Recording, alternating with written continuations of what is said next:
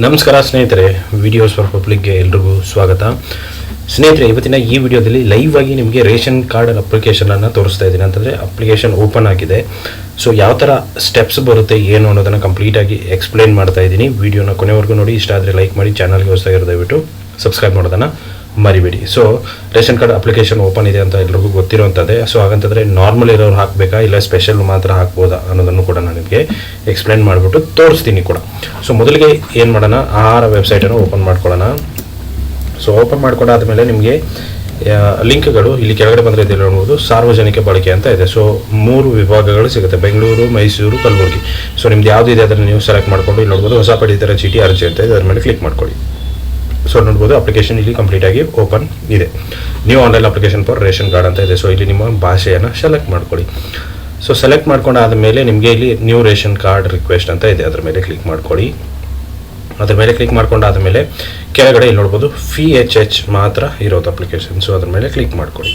ಅದ್ರ ಮೇಲೆ ಕ್ಲಿಕ್ ಮಾಡ್ಕೊಂಡಾದ ಮೇಲೆ ಕೆಳಗಡೆ ಕೆಲವೊಂದು ರೂಲ್ಸ್ ಬರುತ್ತೆ. ಸೊ BPL ಪಡಿತರ ಚೀಟಿಗಾಗಿ ಅರ್ಜಿ ಸಲ್ಲಿಸುವ ಅರ್ಜಿದಾರರು ನೀಡಲೇಬೇಕಾದ ಮಾಹಿತಿ: ವೇತನವನ್ನು ಗಣನೆಗೆ ತೆಗೆದುಕೊಳ್ಳದೆ ಎಲ್ಲ ಕಾಯಂ ನೌಕರರು, ಅಂದರೆ ಸರ್ಕಾರದ ಅಥವಾ ಸರ್ಕಾರದಿಂದ ಅನುದಾನವನ್ನು ಪಡೆಯುತ್ತಿರುವ ಸಂಸ್ಥೆಗಳು ಅಥವಾ ಸರ್ಕಾರಿ ಪ್ರಾಯೋಜಿತ ಸರ್ಕಾರಿ ಶ್ಯಾಮದ ಸಂಸ್ಥೆಗಳು, ಮಂಡಳಿಗಳು, ನಿಗಮಗಳು ಇತ್ಯಾದಿ ಒಳಗೊಂಡಂತೆ ಆದಾಯ ತೆರಿಗೆ, ಸೇವಾ ತೆರಿಗೆ, ವ್ಯಾಟ್, ವೃತ್ತಿ ತೆರಿಗೆ ಪಾವತಿಸುವ ಎಲ್ಲ ಕುಟುಂಬಗಳು.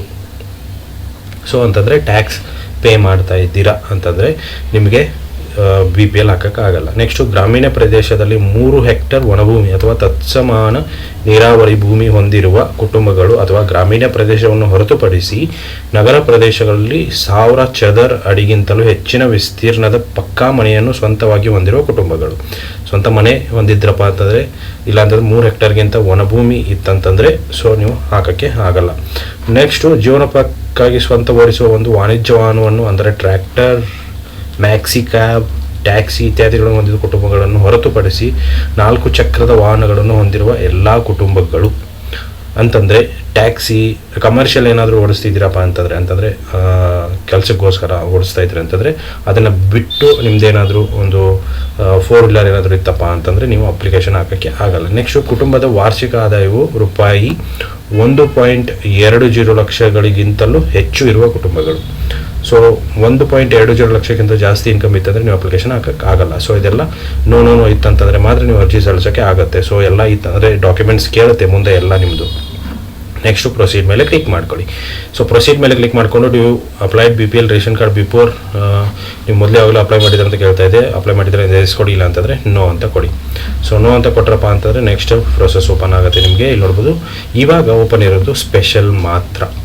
ಸೊ ಸ್ಪೆಷಲ್ ಮೇಲೆ ಕ್ಲಿಕ್ ಮಾಡ್ಕೊಳ್ಳಿ. ಸ್ಪೆಷಲ್ ಮೇಲೆ ಕ್ಲಿಕ್ ಮಾಡ್ಕೊಂಡ್ರೆ ಅಂತಂದರೆ ನೋಡ್ಬೋದು ಶ್ರಮ್ ವರ್ಕರ್ ಮತ್ತು PVTG. ಸೊ 2 ಮಾತ್ರ ಆಪ್ಷನ್ಸ್ ಇದೆ. ಸೊ ಶ್ರಮನ್ನು ಸೆಲೆಕ್ಟ್ ಮಾಡಿಕೊಂಡು ನಿಮ್ಮ ಶ್ರಮ್ ನಂಬರನ್ನು ಹಾಕಿ. ಸೊ ಶ್ರಮ್ ನಂಬರನ್ನು ಹಾಕ್ಬಿಟ್ಟು ಗೋ ಮೇಲೆ ಕ್ಲಿಕ್ ಮಾಡಿ. ಸೊ ನಿಮ್ಮದು ಶ್ರಮ್ ನಂಬರು ಅಪ್ಲಿಕೇಶನ್ ಅಂತಂದರೆ ಒಂದು ಲಿಸ್ಟ್ ಇದೆ. ಸೊ ಆ ಲಿಸ್ಟಲ್ಲಿ ನಿಮ್ದು ಇತ್ತಪ್ಪ ಅಂತಂದರೆ ನೆಕ್ಸ್ಟ್ ಅಪ್ಲಿಕೇಶನ್ ಪ್ರೊಸೆಸ್ ಆಗುತ್ತೆ, ಇಲ್ಲ ಅಂತಂದರೆ ಆಗಲ್ಲ. ಸೊ ಇದೇನಂತಂದರೆ ಈ ರೀತಿ ಒಂದು ಪ್ರೊಸೆಸನ್ನು ಬಿಟ್ಟಿದ್ದಾನೆ. ಇಷ್ಟು ಇವತ್ತಿನ ವಿಡಿಯೋ ಸ್ನೇಹಿತರೆ. ಸೊ ಒಂದು ಬೇಕಂದರೆ ಶ್ರಮ್ ಕಾರ್ಡನ್ನು ನಾನು ನಿಮಗೆ ಹಾಕ್ಬಿಟ್ಟು ತೋರಿಸ್ತೀನಿ ಸಿಂಪಲ್ಲಾಗಿ. ಸೊ ಲಿಸ್ಟಲ್ಲಿ ಇತ್ತಂತಂದರೆ ಓಪನ್ ಆಗುತ್ತೆ, ಇಲ್ಲಿ ನೋಡ್ಬೋದು. ಇಲ್ಲಾಂತಂದರೆ ಈ ಥರ ಬರುತ್ತೆ: your Shram UN is not present in the eligible Shram registrant list. So register ಲಿಸ್ಟಲ್ಲಿ ನಿಮ್ಮ ಶ್ರಮ್ ಇಲ್ಲ ಅಂತ ತೋರಿಸ್ತಾ ಇದೆ. ಇತ್ತಂತಂದರೆ ಅಪ್ಲಿಕೇಶನ್ ಪ್ರೊಸೆಸ್ ಆಗ್ತಾಯಿತ್ತು. ಸೊ ಇಷ್ಟು ಇವತ್ತಿನ ವಿಡಿಯೋ ಸ್ನೇಹಿತರೆ. ವಿಡಿಯೋ ಇಷ್ಟ ಆಗಿದೆ ಅಂದ್ಕೊಂಡಿದ್ದೀನಿ. ಇಷ್ಟ ಆಗಿದ್ದರೆ ಲೈಕ್ ಮಾಡಿ, ಶೇರ್ ಮಾಡಿ, ಸಬ್ಸ್ಕ್ರೈಬ್ ಮಾಡೋದನ್ನು ಮರಿಬೇಡಿ. Thank you so much.